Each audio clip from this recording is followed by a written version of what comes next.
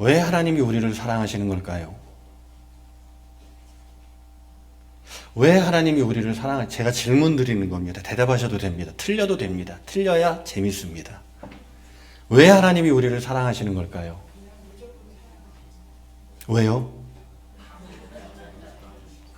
제가 이 질문을 여러 번 드렸는데 지금까지 정확하게 한 번에 답하신 분을 제가 딱 한 번 뵀습니다. 답이 없는 게 아닙니다. 답이 있습니다. 우리 신앙의 가장 중요한 진리이기도 하고 교리의 핵심이기도 합니다. 왜 하나님은 우리를 사랑하시는 걸까요? 네? 빙고. 박수 한번 쳐주셔도 됩니다. 하산하셔도 됩니다, 이제. 여러분, 하나님이 우리를 사랑하시는 이유는 우리에게 있지 않습니다. 우리에게 1도 없습니다. 하나님이 우리를 사랑하시는 이유는 하나님 그 본성 자체에 있는 겁니다. 만약 제가 이 질문을 드렸는데 열심히 머릿속으로 뭔가 이유를 생각하셨다면 여전히 우리의 신앙은 성숙하지 못한 겁니다. 내가 뭔가를 했기 때문에, 내가 뭔가를 잘해서. 어떤 여학생은 저한테 아주 부끄러움 없이 이뻐서요 라고 이야기를 한 적도 있습니다. 그런데 만약 우리가 하나님이 우리를 사랑하시는 이유를 우리에게서 찾거나 다른 이유를 댄다면 그것은 율법주의고 또 신비주의고 그것은 온전한 기독교가 아닙니다. 요한일서 4장 16절은 분명히 이야기를 합니다. 하나님은 뭐라고요? 사랑이시라. 그러니까 하나님이 우리를 사랑하시는 겁니다. 여러분들이 사랑받으시는 이유에 여러분들이 뭔가 한 게 없습니다. 여러분들이 사랑의 이유가 아니라는 겁니다. 우리가 하나님의 백성으로 구원받은 이유가 우리에게 있지 않다는 겁니다. 거기에 이유를 찾으시면 안 됩니다. 마찬가지로 우리가 잘 됐을 때 내가 뭔가 열심히 했기 때문이야. 내가 뭔가 하나님한테 잘했기 때문이야. 하나님이 이걸 이쁘게 보셔서 해주신 거야 라고 이야기하시면 그때부터 기독교는 변질이 되는 겁니다. 만약 내가 잘된 게 내가 뭔가 잘해서라면 우리 중 누가 안 됐을 때에, 힘들었을 때에 결국 그 사람은 하나님께 뭔가 잘못했다는 이야기밖에 안 되는 겁니다. 그런데 그렇게 보면 생각해 보십시오. 우리나라 10대 재벌 중에 예수 믿는 사람이 있어요? 없어요. 근데도 그 사람들은 잘 되잖아요. 사랑하는 성도 여러분, 하나님이 사랑이시니까 우리를 사랑하시는 겁니다. 하나님에게 이유가 있습니다. 저와 여러분들에게 이유가 없습니다. 이것을 고백하는 것이 실제로 예수 그리스도를 만난 사람들의 첫 번째 깨달음이자 기독교 교리의 가장 핵심입니다. 특별히 오늘 본문은 그 하나님의 사랑이 우리에게 어떻게 나타났는지를 가르쳐주고 있습니다. 오늘 본문의 말씀은 여러분들이 너무나도 잘 아시는 말씀입니다. 거라사인 지방에 군대 귀신 집혔던 사람이 예수 그리스도를 만나서 온전하게 치유되고 회복되고 제대로 된 삶을 살았다. 이야기의 맥락은 이겁니다. 사실 오늘 본문을 언뜻 보면 예수님의 치유 사역을 말하고 있습니다. 예수님이 귀신 들린 사람을 고쳤다. 여러분, 예수 믿는 사람들 중에서도요, 귀신이 어디 있느냐라고 이야기하는 사람들이 있습니다. 성경이 분명히 귀신 들림에 대해서 이야기하고 있는데 그거는 정신병이야. 다중인격이라고 이야기를 하죠. 정신분석에서는. 다중인격이야. 그거는 심리적인 문제고 뇌의 문제지 귀신이 어딨어? 라고 이야기를 합니다. 사랑하는 성도 여러분, 귀신은 존재합니다. 성경이 강조하고 있고 지금도 그 귀신이, 그 사단의 세력이 이 사회와 우리의 삶에 그대로 역사하고 있습니다. 특별히 오늘 본문은 실제로 예수님께서 귀신 들린 것을 고쳐주셨다라는 메시지보다 더 중요한 메시지가 있습니다. 그게 뭐냐면 실제로 하나님께서 우리를 사랑하시는데 그 하나님의 사랑이 어떻게 나타났고 어떤 일을 하셨는가라는 겁니다. 다시 한번요. 오늘 본문은 단순히 예수님의 치유 사역을 이야기하는 게 아니라 하나님의 사랑이 우리에게 어떻게 나타났고 어떤 일을 하셨는지를 보여주는 겁니다. 오늘 본문을 잘 이해하기 위해서는요, 몇 가지 전제 조건이 있습니다. 그러니까 오늘 본문을 제대로 이해를 하시려면 좀 여러 가지를 고려하셔야 됩니다. 먼저 제일 처음에 고려하셔야 될 게 뭐냐면, 오늘 본문을 읽으시면서 우리가 정말 본문을 제대로 읽었다면 약간 고개를 갸우뚱하셔야 됩니다. 이건 뭐지? 이게 왜 이러지? 이런 부분이 있습니다. 혹시 찾으셨습니까? 오늘 본문을 읽으면서 이거 이상하다 생각해 보신 적 있으신가요? 오늘 본문을 보면 굉장히 이상한 부분이 있습니다.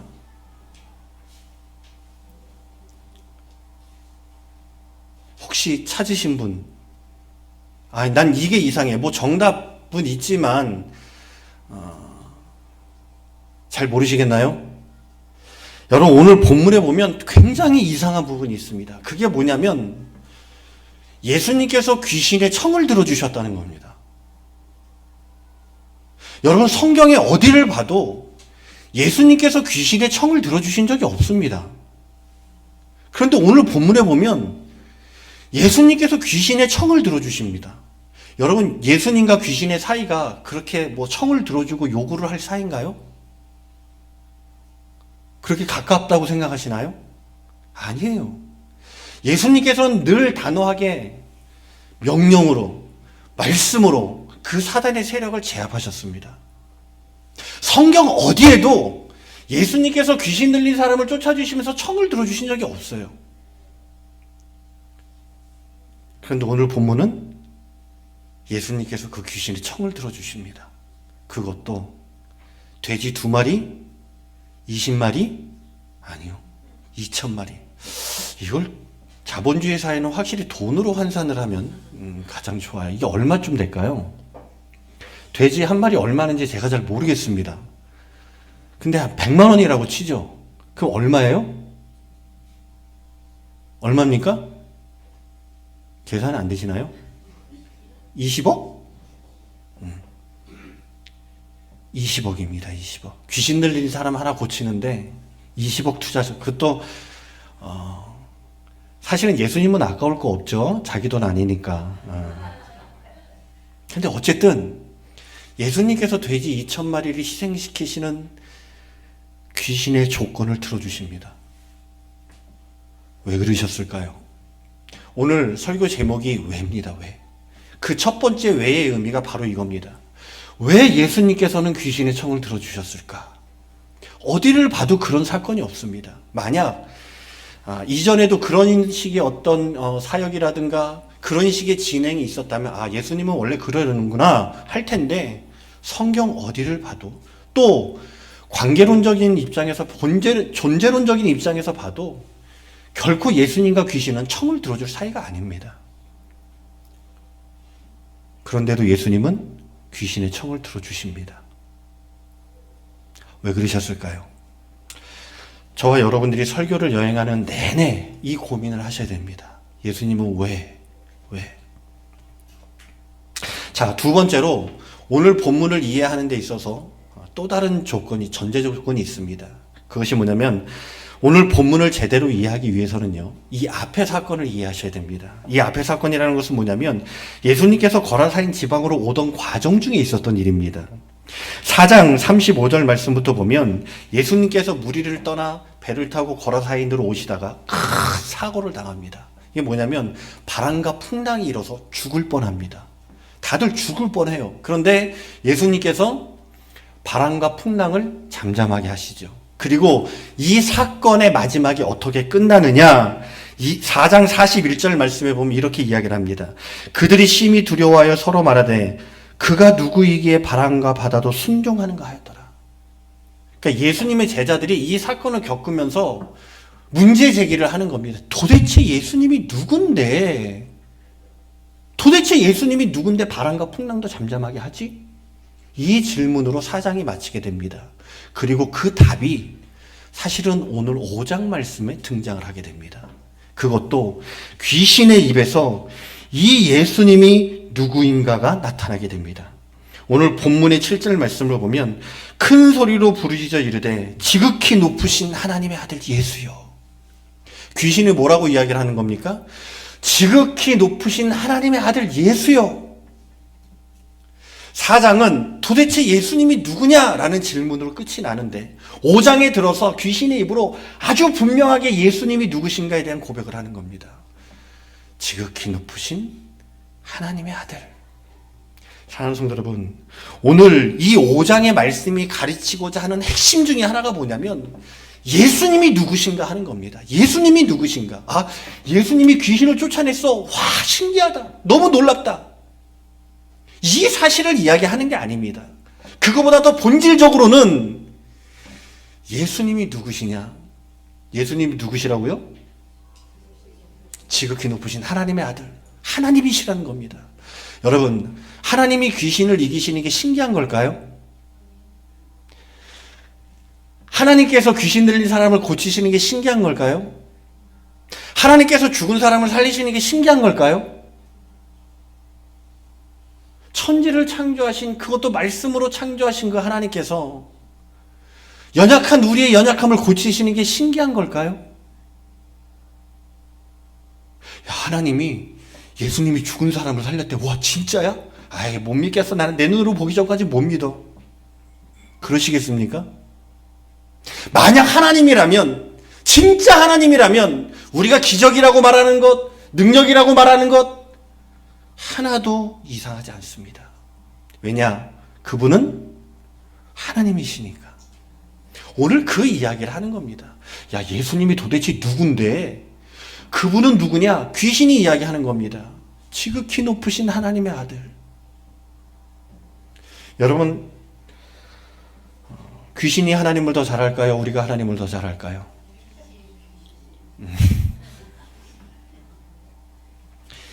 사랑하는 성도 여러분, 귀신도 압니다.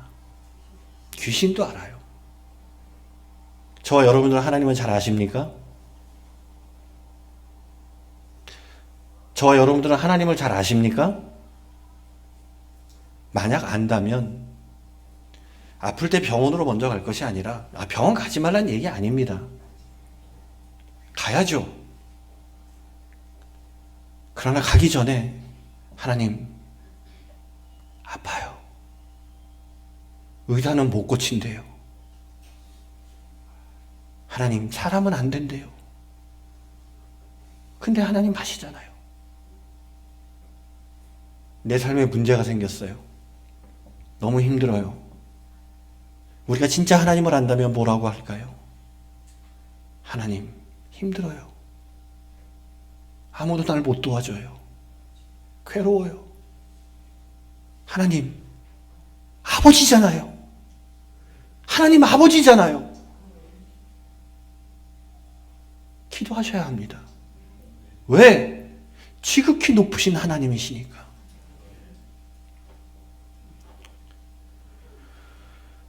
오늘 본문은 그냥 예수님이 아니에요. 지극히 높으신 하나님의 아들 예수가 어떤 일을 했는가 하는 겁니다. 그가 어떤 일을 하셨습니까? 귀신 들린 사람을 고쳐주신 거예요.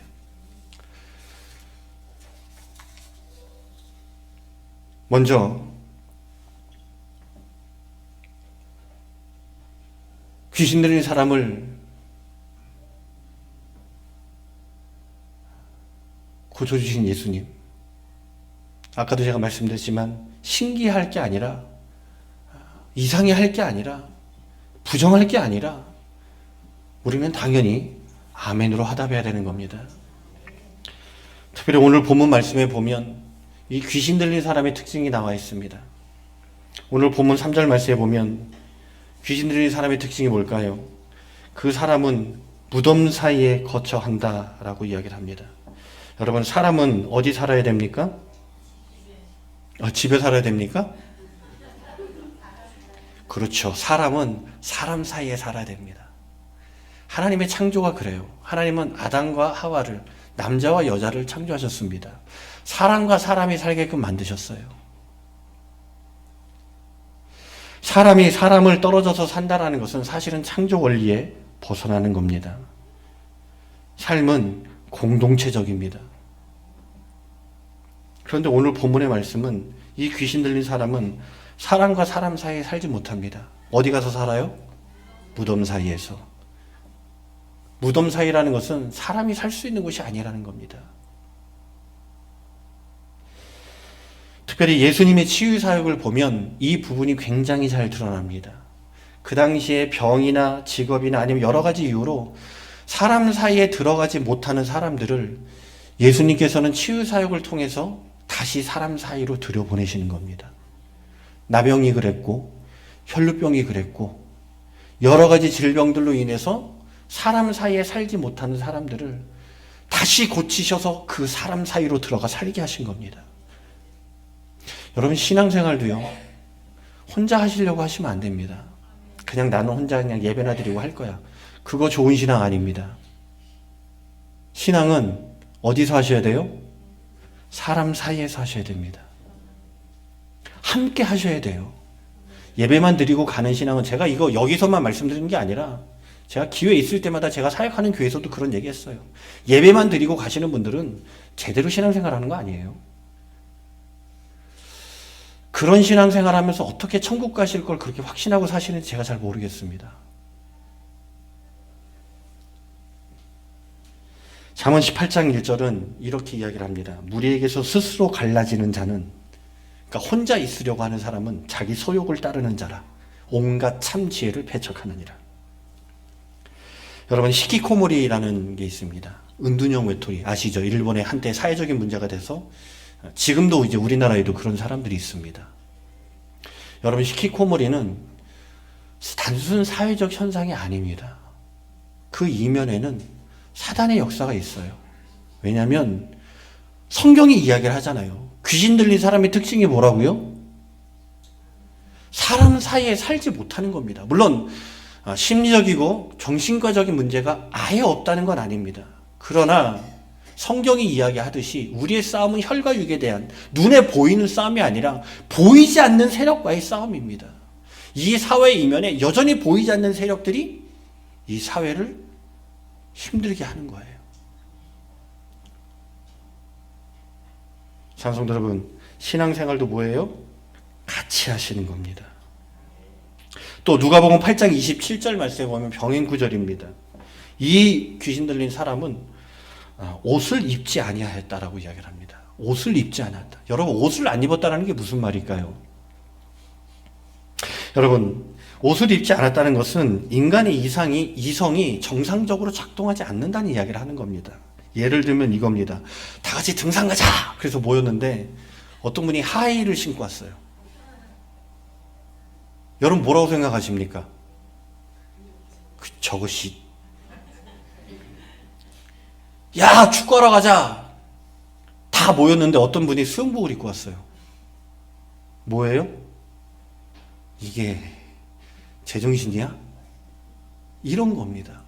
옷을 입지 않았다는 것은 사람의 이성이 정상적으로 작동하지 않는다는 겁니다. 여러분 저는 요즘 젊은 아이들과 이야기를 하다 보면 가끔씩 이런 생각이 들어요. 얘가 이 귀신 들린 자인가? 여러분 젊은 세대라고 얘기하면 그런 거 느끼시잖아요. 말이 안 통해요. 말을 하는데 말이 안 통해요. 왜 그럴까요? 조금 철학적인 이야기지만 근대 이후로 계몽사회와 근대까지 이 땅을 지배했던 사상 중에 하나가 뭐냐면 이성 중심의 사고입니다. 그런데 그 이성이라는 것은 보편적 합리성을 가진 그런 인간이에요. 근데 지금은 보편적이라는 말이 통하지 않아요. 무슨 말이냐면 절대 가치라는 게 없어요. 예를 들면 이런 겁니다. 사람이라면 이렇게 해야 돼 라는 이런 개념이 없는 거예요. 그냥 나는 내가 하고 싶은 대로 하고 내가 좋은 대로 하고 네가 뭐라고 이야기하든지 나는 싫으면 그만이야 이거예요. 옳은지 그른지에 대한 개념도 없어요. 하고 싶은 거 하고 하기 싫으면 안 하고. 여러분 물론 저는 그게 다 나쁘다고 그런 생각이 안 들어요. 그러나 중요한 건 우리는 보편 가치가 있는 사람들입니다. 무슨 말이냐면 성경에 대한 절대성을 믿고 살아가는 사람들이에요. 성경은 절대예요. 상대적인 게 아니에요. 이거 아니면 죽음이에요. 절대성을 믿고 살아가는 사람들은 항상 그 삶의 기준이라는 게 있습니다. 이러면 안 돼. 이건 안 돼.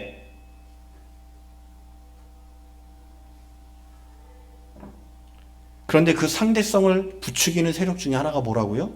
성경은 사단이라고 이야기를 하는 겁니다.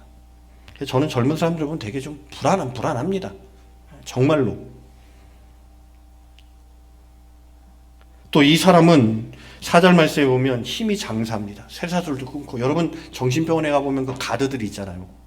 이게 정신질환 있는 사람들 중에서도 힘이, 이게 초인적인 힘을 발휘하는 사람도 있습니다. 귀신 들린 사람들 중에서도 있어요. 그리고 5절 말씀에 보면 밤낮 무덤 사이에서나 산에서나 늘 소리 지르며 돌로 자기 몸을 해친다고 이야기를 합니다. 여러분 소리 지른다라는 말은 뭐냐면 짐승의 소리를 이야기하는 거예요.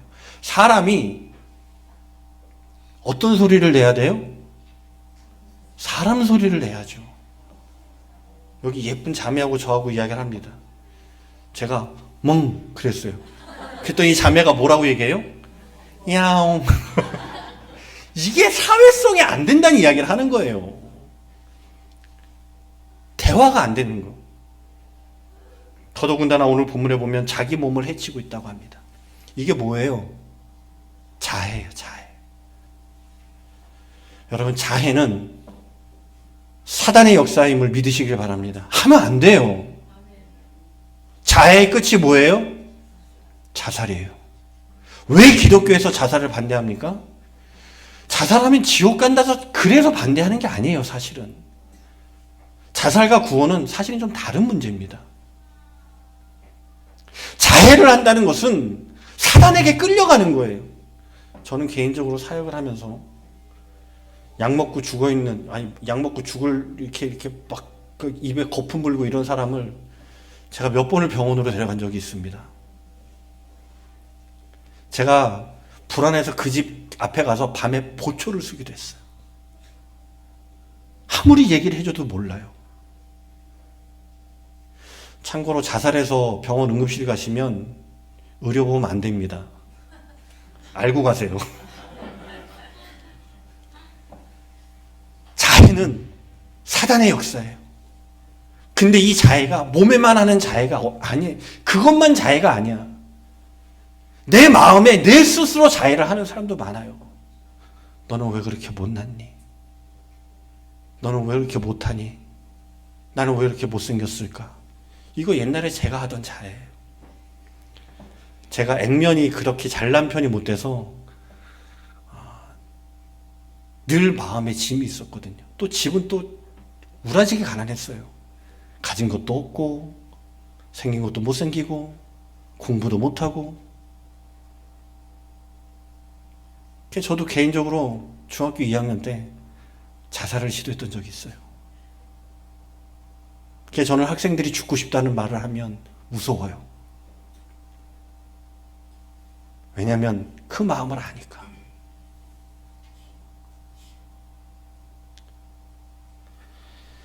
사랑하는 성도 여러분, 귀신 들린 사람의 삶을 보십시오. 어떤 삶이에요? 사람의 모습은 하고 있지만 사람의 삶을 살지 못하는 거예요. 귀신의 역사가 그거예요. 사람의 모습은 하고 있지만 사람답게 못 살게 합니다. 특별히 현대사회에 가장 문제가 되는 중독. 청년들은, 젊은 사람들은 게임, 어른들은 담배, 술. 여러분, 중독이라는 게 약물 용어인데, 의학 용어지만 사실은 심리학적 용어로 더 많이 쓰여요. 중독이라는 것은 내가 뭔가에 빠져 있어서 다른 것을 못할 때 다 중독이에요.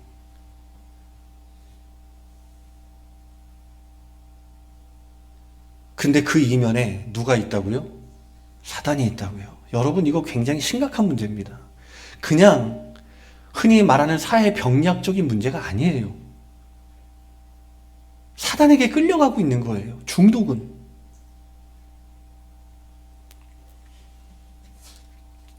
이런 사람을 치유하기 위해서 누가 오셨어요? 예수님 오셨어요. 여러분, 성경에 보면 예수님께서 거라사인 지방을 왜 갔느냐? 이 사람 하나 때문에 간 거예요. 이 사람 하나. 가서 다른 일 안 하셨어요. 이 사람 하나 고치고 오신 거예요. 그런데 그 가는 길이 어땠느냐? 풍랑으로 인해서 죽을 뻔했어요. 그냥 시쳇말로 이야기하면 산 넘고 바다 건너 물 건너 죽을 뻔한 길을 이 사람 하나 때문에 간 거예요. 그리고 이 사람을 고쳐주십니다.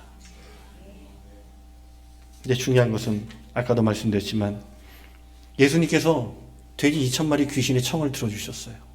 왜 그러셨을까요? 오늘 본문이 예수님께서 왜 그렇게 하셨는지 정확하게 이야기하지 않습니다. 그러나 예수님께서 그렇게 하신 이유를 19절 말씀이 이야기를 합니다. 19절 말씀 다 같이 한번 보겠습니다.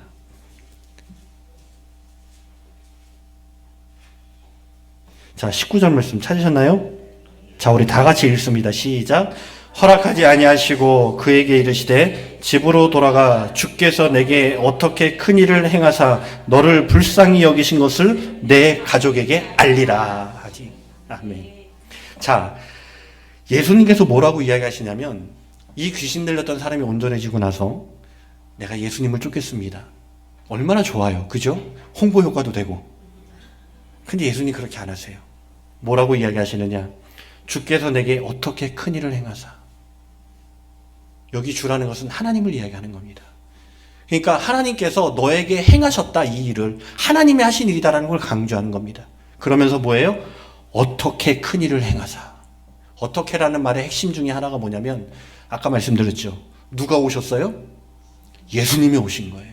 하나님께서 예수님을 보내셔서 너 하나 때문에 죽을 뻔한 고비를 넘겨서라도 너 하나 때문에 예수님을 보내서 어떻게 치유하셨어요?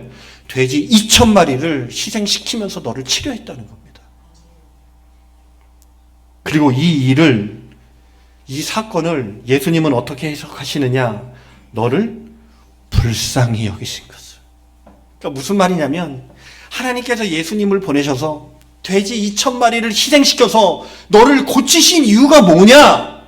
네가 불쌍해서. 네가 불쌍해서. 사랑하는 성도 여러분, 예수님께서 이 사람을 불쌍히 여기셨다라는 말이 무슨 말일까요?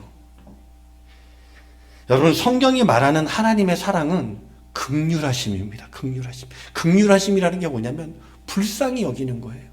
근데 아유 딱하다 안 됐다 이게 아니라 그 정도가 아니라 아유 쟤 어떡하지? 쟤 어떡하지? 나라도 뭔가를 하지 않으면 내가 어떻게 하지 않으면 쟤가 안 될 텐데 쟤 어떡하지? 그런 불타는 마음. 나라도 어떻게 해주지 않으면 쟤를 어떻게 할 수 없는 그 안타까운 마음. 그게 하나님의 사랑이라는 겁니다. 그게 성경이 말하는 하나님의 긍휼하심이에요. 여러분, 하나님이 사랑한다라고 말하는 그 사랑은 그냥 아이고 이뻐라, 아이고 좋아라. 여러분, 우리가 뭐가 이쁘겠습니까? 맨날 죄 짓고 말 안 듣고 딴짓하다가 그냥 주일날 한번 예배드리는 것으로 내 삶을 퉁치려고 하는 우리의 삶의 자세를 보면서 하나님이 우리가 뭐가 그렇게 이쁘시겠어요? 하나님의 사랑은 물론 그런 것도 있죠. 보기만 해도 이뻐요. 자비처럼. 근데 그보다도 본질적인 하나님의 사랑은 나라도 어떻게 해주지 않으면 영원히 죽을 저 인생을 어떻게 해줘야 되나? 내가 어떻게 해야 되나? 내가 뭘 어떻게 해야 저 인간을 살릴 수 있을까? 그게 하나님의 사랑이라는 겁니다. 사랑하는 성도 여러분, 예수님께서 왜 돼지 2,000마리 희생시키셨을까요? 예수님은 그 귀신 들렸던 사람에게 말씀해주고 싶었던 거예요. 내가 너 얼마나 사랑하는지 알아? 내가 널 얼마나 아끼는 줄 알아? 너 얼마나 귀한 존재인 줄 알아? 돼지 2,000마리? 그거 하나도 아깝지 않아. 내가 너 하나 살리려면 돼지 2,000마리 그거 아무것도 아니야. 그걸 예수님이 보여주시는 겁니다. 내가 널 얼마나 사랑하는 줄 알아? 네가 얼마나 아까운 사람인 줄 알아? 귀신 들려서 사람의 모양을 하고는 있지만 사람답게 살지 못하는 그 사람을 향하여 한 번도 평생에 사랑받아보지 못한 그 사람을 향하여 예수님 이야기하시는 겁니다. 내가 보여줄게. 내가 널 얼마나 사랑하는지. 내가 널 얼마나 귀히 여기는지 내가 보여줄게. 돼지 2,000마리 아깝지 않아. 그 이야기를 하시는 겁니다.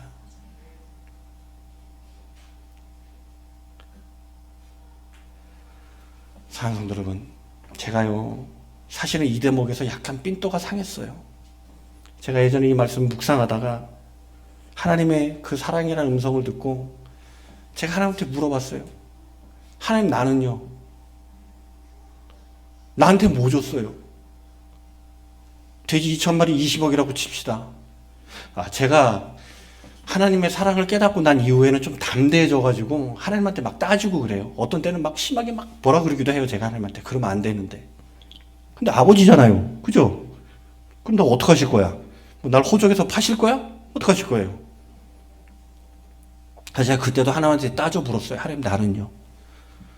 제가 말씀드렸잖아요. 제 또래 아이들 중에, 제 또래 인생을 살아가는 사람 중에 감자와 고구마로 끼니를 떼어본 사람 많이 없어요. 왜냐하면 그 당시는 한국 사회가 성장 사회였기 때문에 나가기만 하면 돈을 벌었거든요. 근데 전 그렇지 못했어요. 그래서 제가 물었어요. 하나님, 나한테는요, 이 사람은 20억을 주셨는데 나한테는 돈도 안 주고 외모도 안 주고 좋은 부모도 안 주고 뭐 주셨어요? 그때 하나님이 저에게 그런 말씀 하셨어요. 소영아, 내가 내 아들 줬잖아. 내가 너한테 내 아들 줬잖아.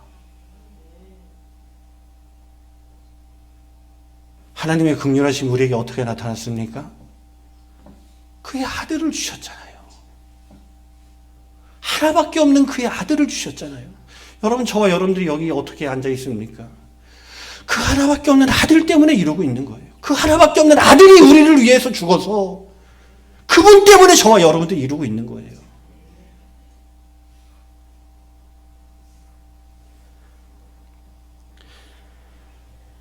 사랑하는 성도 여러분, 하나님의 사랑이 어떻게 우리에게 나타났을까요? 우리를 사랑하시는 하나님은 그의 아들 예수 그리스도를 우리를 위해서 보내주신 거예요.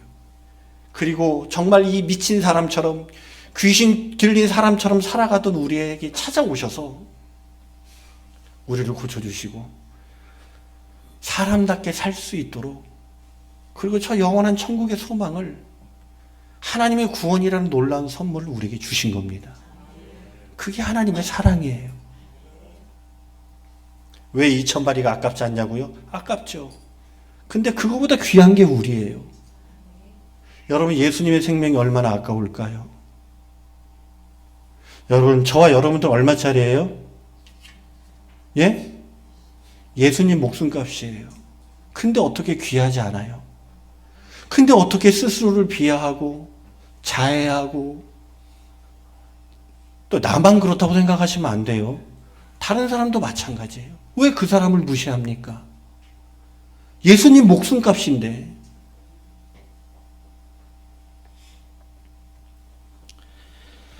사랑하는 성도 여러분, 살다 보면은요, 우리는 하나님한테 왜라는 질문을 할 때가 있어요. 오늘 본문이 예수님 왜 그러셨지?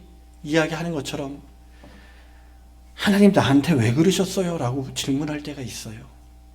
특별히 이게 잘 풀리고 잘 되고 성공 가도를 달리고 있을 때 이런 질문 잘 안 해요. 왜?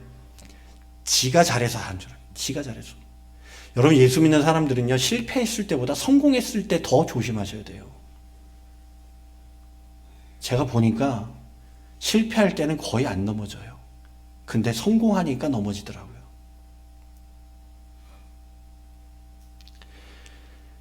우리의 삶이 잘 됐을 때도 우리는 그렇게 고백하셔야 돼요. 하나님, 왜 나에게 이런 은혜를, 나에게 이런 넘치는 복을, 감사하셔야죠. 반면에 또 내 인생이 잘 풀리지 않을 때 우리는 왜라는 질문을 하게 됩니다. 내 삶이 이해가 안 되고 납득이 안 되고 받아들이기 힘들 때, 하나님, 내가 이렇게 노력을 했는데 왜 떨어져요? 하나님, 내가 이렇게 준비를 했는데 왜 안 돼요? 살려고 발버둥 치는데, 아둥바둥 사는데 하나님 왜 안 돼요? 여러분, 우리만 그런 게 아니에요. 성경의 위인들도 다 그렇게 살았어요. 특별히 제가 힘들 때마다 자주 보던 말씀이 시편 77편의 말씀입니다. 아삽의 시인데요. 아삽이 얼마나 힘들면 이렇게 고백을 합니다. 주께서 영원히 버리실까? 다시는 은혜를 베풀지 아니하실까? 그의 인자하심은 영원히 끝났는가? 그의 약속하심도 영원히 패하였는가? 하나님이 그가 베푸실 은혜를 잊었는가? 노하심으로 그가 베푸실 긍휼을 그치셨는가? 이게 무슨 말이냐면, 하나님 나 버렸어요? 하나님 나 잊었어요? 나 이제 하나님의 백성 아닌 거예요? 얼마나 삶이 고달프고 힘들면 하나님 앞에 그런 고백을 하는 거예요. 하나님, 도대체 하나님 나 알기는 해요? 내가 이렇게 직장 문제 때문에 힘들어하고, 내가 내 자녀 때문에 괴로워하고, 내 삶에 있는 짐 때문에 무거워하는 거 하나님 알기는 해요? 성경의 위인들도 그런 고백을 하는 거예요. 왜? 하나님 내 인생 왜? 왜 이 남자를 만나서? 왜 이 여자를 만나서? 하나님 내 부모는 왜 이래요? 사랑하는 여러분, 인생의 왜라는 질문이 들 때에 분명히 기억하십시오. 거기에 뭐가 있다고요? 거기에 뭐가 있다고요? 봤잖아요, 지금. 하나님의 사랑이 그리스도를 보내셔서 그리스도를 통하여 그의 놀라운 사역이 있다는 겁니다. 내 인생의 왜라는 질문이 들었을 때 거기에 누가 계시다고요? 하나님이 보내신 예수 그리스도가 그 자리에 있다고. 그 현장에 예수 그리스도가 계시다고요. 그리고 그분이 그냥 멍하니 있는 것이 아니라 우리를 사랑하시는 그 하나님의 사랑으로 우리를 위하여 뭔가 일하고 있다는 겁니다. 내 눈에 보이지 않고, 내가 느껴지지 않고,